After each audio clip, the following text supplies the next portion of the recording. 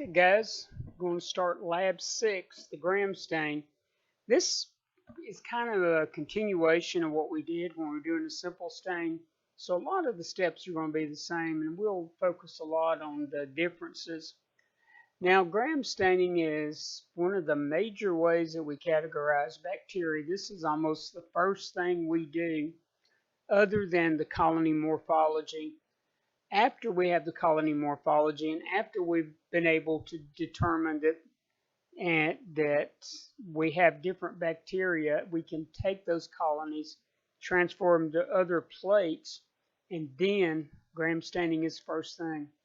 The gram stain works by attaching the stain to the cell walls of the bacteria that have peptidoglycan. So we use crystal violet for the gram positives, but don't get me wrong, we're going to use all of these on all the bacteria, but the crystal violet is predominantly for the gram positive. So in the gram positive, you put the crystal violet, you let it sit for 60 seconds, little quick rinse off, and then you put the iodine. The iodine acts as a mordant that helps to fix the crystal violet in the cell walls of the gram positives. You let that sit for 60 seconds and then you rinse that off with water. Now, let me tell you, what's happening is the crystal violet is going to get into those huge cell walls of the gram positives, but in the gram negative, it's going to basically be associated with those lipids on the outside, which explains why we do what we do next. The next thing we're going to do is put alcohol on there. Now the alcohol we only leave in there anywhere from like 15 to 20 seconds, somewhere around that area. I haven't looked to see exactly which. 20 seconds is a pretty good rule of thumb. What are we doing with that alcohol? Well, the alcohol is going to have no effect on the gram positives because those guys are stuck into the cell walls of the gram positive bacteria. The gram negatives, alcohol will dissolve and wash away lipids.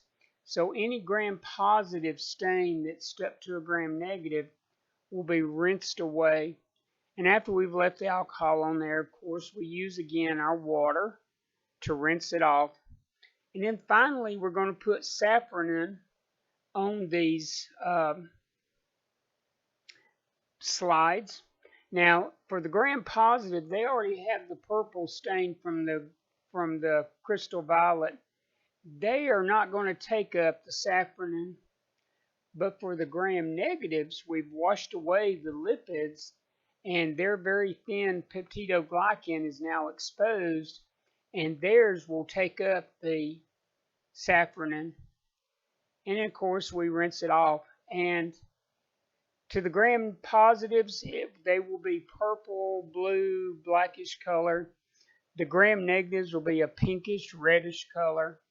And that's how we tell these guys apart. And of course, as well as being able to tell which general group of bacteria they belong in, by looking at them under the microscope while they're stained, we can also see which shape they are, their morphology. Bacilli or Casei or Spirillum. Okay, yeah, they've got 10 to 12 seconds. That's fine. I've seen different variations on that. So basically, that's all there is to this one. This video is really good. That is awesome. You get to, well, I mean, it's pretty good. You get to go through the steps of gram staining with that simulator. I definitely recommend you go there. And then, of course, the staining images. All right, guys, that's everything for Lab 6.